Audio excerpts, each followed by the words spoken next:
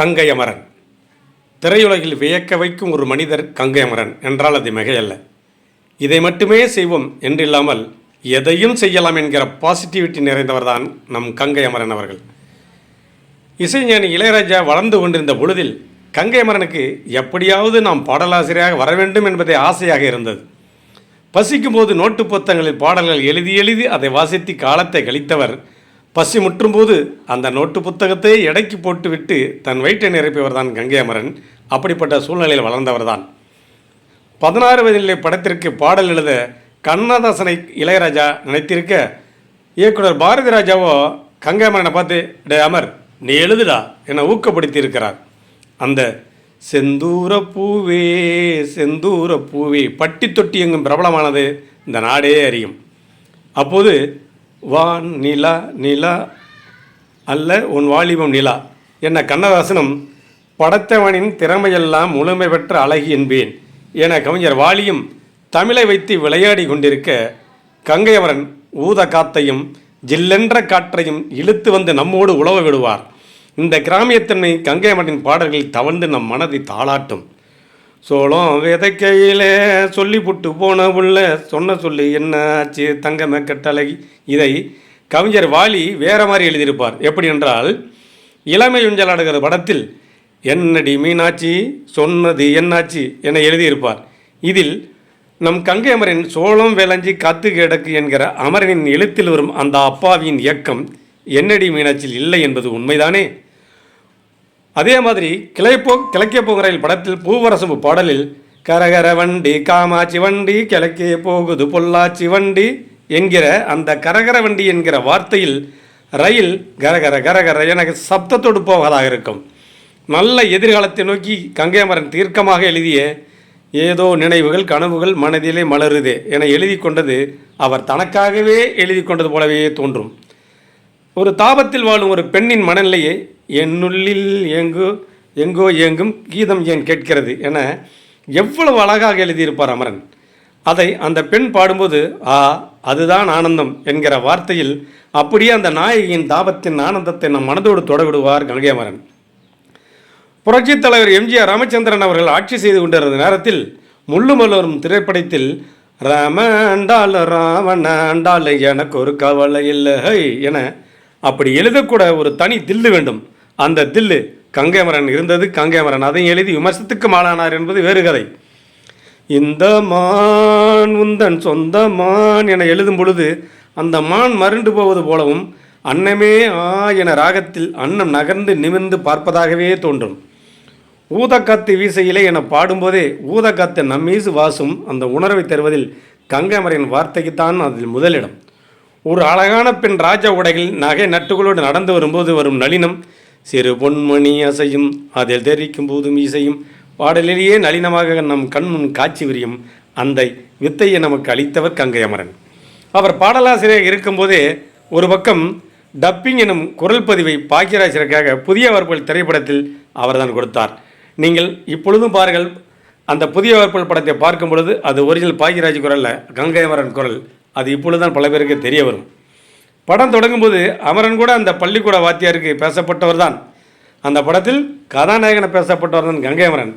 அன்றைக்கு மட்டும் திரு பாக்கியராஜ் அவர்கள் தன்னுடைய முதல் பட ஷூட்டிங்கை விட்டு நடிக்க வராமல் இருந்திருந்தால் கங்கை அமரன் தான் நாயகன் இருப்பார். அன்றைக்கு நாயகனாக இருந்தால் வேறு விதமாக அவர் வளர்ந்திருப்பார். கங்கை அமரன் வெறும் பின்னணி குரலோடு நிறுத்தி கொண்டார். கோழி கூது திரைப்படத்தில் பிரபுவின் யதார்த்தம், எங்க ஒரு பாட்டுக்காரன் படத்தில் ராமராஜனின் அமைதி, இதெல்லாம் கங்கை அமரனின் வராத நாயகத்தனம்தான் அதில் வடிக்கப்பட்டிருக்கும். கங்கை அமரன் நடித்திருந்தால் ராமராஜன் போல் பெரிய லெவல் வந்திருப்பார். ஆனால் பாக்கியராஜின் குரலாக அமரனின் குரல் எங்கும் ஒலித்தது. இந்த நேரத்தில் கே ராஜேஸ்வர் எனும் கதாசிரியர், அப்பொழுது அவர் இயக்குநராகவில்லை, கதாசிரியர் இருந்தார். அவர் சொன்ன ஒரு கதை பிடித்து போக கங்கை அமரன் பாடலாசிரியர் டப்பிங்கிலிருந்து தயாரிப்பில் இறங்கி விடுகிறார். ஸ்ரீதரிடம் உதவி இயக்குநர்களாக இருந்த சந்தானாபாரதி பி வாசி இருவரையும் இணைத்து பாரதி வாசி என்கிற பெயரில் அந்த இயக்கும் வாய்ப்பையும் தருகிறார் அமரன். பன்னீர் புஷ்பங்கள், பள்ளிக்கூட காதல் என்கிற ட்ரெண்ட் செட்டராகி இப்பொழுது 96 போன்ற படங்கள் வரை அந்த ட்ரெண்ட் செட்டர் தான் வந்து கொண்டிருக்கிறது. இதுக்கு மூல காரணமாக படத்தை தயாரித்தார் கங்கை அமரன். அந்த படத்திற்கு இயக்கிய பி வாசு பாரதி வாசு, அதாவது சந்தான பாரதி, பி வாசு அவர்கள்தான். அந்த படத்தை தான் தயாரித்தார் என்றால் உடனே படம் இயக்கும் வேலையிலும் இறங்கி முதல் படத்தை மிகப்பெரிய வெற்றி படமாக்குகிறார் கங்கை அமரன். அந்த படம் கோழி கூவுது, ஒரு கல்ட் கிளாசிக். அதில் இளையதரக பிரபு, சில்க் சுமிதா காதலை மிக அழகாக காட்டியிருப்பார் கங்கை அமரன். சில்க் பிரபு மீது வைத்திருக்கும் அன்பு கிடைக்காத போது வரும் மாற்றாமை அழகான நடிப்பின் மூலம் வெளிக்கொணர்ந்திருப்பார் கங்கை அமரன். பொட்ட புள்ள எல்லாருக்கும் அந்த பாடல் தான் சில்கின் பெஸ்ட் பாடல் என்றே நாம் சொல்லலாம். என்ன ஒரு நளினமான நடிப்பு! கவர்ச்சி நடிகையே பார்த்து கொண்டிருந்த இந்த தமிழ் சினிமாவில் அந்த சில்க் சுமதியை கௌரவப்படுத்தி பார்த்தவர்கள் ஒரு சிலரில் முக்கியமானவர் கங்கை அமரன்.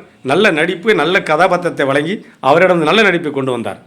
தொடர்ந்து படங்கள் இயக்கும் போதே இசையமைக்கும் இறங்கிவிட்ட கங்கை அமரன் வாழ்வே மாயம் பட பாடல்கள் மூலம் ராஜா ரசிகர்கள் மூக்கில் விரைவைக்க வைத்தவர். கம்பன் விட்டு கட்டுத்தெரியும் கவிபாடும் என்கிற சொல்லுக்கு உதாரணம் தான் கங்கை அமரன். சட்டம் என்கிற படத்தில் ஒரு நண்பனின் கதை இது பாடல் போல ஒரு மெலடி சோகம் ராஜா பாடலுக்கு இணையான ராகம் என்று சொல்லலாம். இதோடு கங்கை அமரனின் குரல் பிடித்தமான ஒன்று தான். கங்கை அமரன் பாடிய வாடி என் பொண்டாட்டி நீதானே என சுண்டி இழுக்கும் அமரனின் குரல் நம் காதுகளில் மீண்டும் மீண்டும் ஒலிக்கும். சோலை புஷ்பங்களே என் சோகம் கேளுங்களே என்கிற படம். அந்த பாடலில் இருக்கும் சோகம் கங்கை அமரனின் குரல் அழகாக காதலின் வழியை நமக்கு உணர்த்தும். ஊடகம் வடக்கு தெரு வண்ணக்கிளி என்கிற குரல் பாலு, வாசு என கட்டி குரலுக்குள் நடுங்கும் குரலாக வந்தது, தனித்தன்மையாக இருந்தது. மச்சான வச்சிக்கடி போன்ற அதிரடியோடு பூஜைக்கேத்த பூ வீது போன்ற மெலடியும் கூட கங்கை அமரனால் அழகான பாடலானது. இப்படி இசை, பாடகர் என அதையும் விடவில்லை அமரன். கங்கை நதி ஒரே மாநிலத்தில் ஓடும் வைகை நதி போல அல்ல, அது பல பிரதேசங்கள் கடந்து வருவது போல கங்கை அமரன் பெயர் வைத்து கொண்டாரோ அதை போலவே பல திறமைகளையும் தொட்டுவிட்டு ஜெயித்துவிட்டு வந்தவராக மாறிவிடுகிறார். கங்கை அமரன் அவருக்கான அங்கீகாரமோ அவர் புகழுக்கும் அவர் திறமைக்கும் ஏற்ற சரியான அங்கீகாரம் இன்னும் கிடைக்கவில்லை என்றே சொல்லலாம். ஏனெனில் இசைஞானி என்கிற அந்த மாமேதைக்கு பின்னாடி அவர் இருந்ததால் அவருக்கு அதுவே மைனஸாக இருக்குமோ, அது கூட அவருக்கு மைனஸாக மாறியதோ என்னவோ. தமிழ் சினிமாவில் கங்கை அமரன் என்றால் தெரியும், ஆனால் ஏற்றெடுத்த துறைகளில் வீழ்ச்சியாக ஒரு பெயரை எட்ட முடியாமல் போனது இன்னும் பேசப்பட்டிருக்க வேண்டிய கலைஞன் கங்கை அமரன். இளையராஜா என்கிற சூரியன் கங்கை அமரன் என்கிற நிலவை மறைத்து விட்டதாகவே தோன்றுகிறது. ஊதக்காத்து வீசும் சாமக்கோழி நேவன் நேரங்களில் கயிற்றுக்கட்டில் படுத்து ரேடியோவில் இரவு பாடல் கேட்கும் வழக்கம் தமிழக கிராமங்களில் இருந்தது. அதில் ஏதாவது ஒரு விதத்திலாவது தமிழன் வானத்தில் ஒரு நிலாவை பார்த்தான் என்றால் நிச்சயம் அது கங்கை அமரனாகத்தான் சொல்ல வேண்டும்.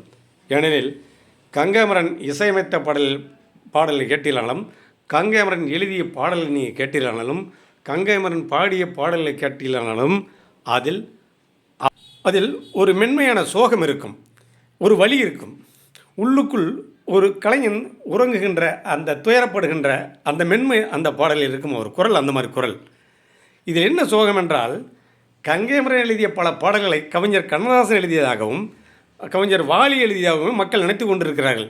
ஒரு சில பாடலை வைரமுத்தில் தான் நினைத்து கொண்டிருக்கிறார்கள். ஆனால் உண்மையில் பார்த்தீர்களானால் அது கங்கை அமரன் எழுதிய பாடல். அதற்கு உதாரணம் முள்ளுமலரும் படத்தில் வருகின்ற ராம அண்டாலும் ராமண அண்டாலும் பார்த்தீங்கன்னா சில ஆடியோ கேசட்டுகளில் வாலி எழுதிய போட்டிருப்பார்கள், சில இதில் கண்ணதாசன் எழுதிய போட்டிருப்பார்கள். இப்படியெல்லாம் அன்றைக்கு குழப்பங்கள் இருந்தது. ஏனென்றால் கங்கை அமரன் அவர்கள் பொருட்டாக எழுத்துக்களை இந்த மாதிரி நல்ல பாடல் எழுதுனா அது கண்ணதாசன், அது வாலி இப்படி நினைத்து விட்டார்கள். ஆனால் மிக அற்புதமான பாடல்களை எழுதியவர் தான் நம்முடைய கங்கை அமரன் அவர்கள். அவர் இயக்கத்தில் சாதித்திருக்கிறார், பாடலில் எழுதுவதில் சாதித்திருக்கிறார், பாடுவதில் சாதித்திருக்கிறார், கதையில் சாதித்திருக்கிறார். கரகாட்டரோட ஒரு மாபெரும் ஹிட்டு கமர்ஷியல் படம் தேவையா? ஒரு செந்தூரப்பூவை செந்தூர பாடல், ராமகாண்டாளம் பாடல், இப்படி எத்தனை பாடலில் ஒரு உதாரணத்தை சொல்லலாம். இன்னும் சொல்ல போனால் மிகச்சிறந்த கலைஞன், ஒரு பன்முக கலைஞன் கங்கை அமரன். அவர் திறமைக்கேற்ற அவர் புகழ் பெறவில்லையோ, அவருக்கு அந்த வெகு மரியாதைகள் கிடைக்கவில்லையோ, அங்கீகரிக்கப்படவில்லை என்பதுதான் நம்முடைய ஆதங்கம். ஏனென்றால் இளையராஜா என்கிற அந்த சூரியன் முன்னால் இந்த கங்கை அமரன் என்கிற நிலவு பின்னுக்கு தள்ளப்பட்டது, நிழலாகிவிட்டதோ என்று தான் நமக்கு தோன்றுகிறது.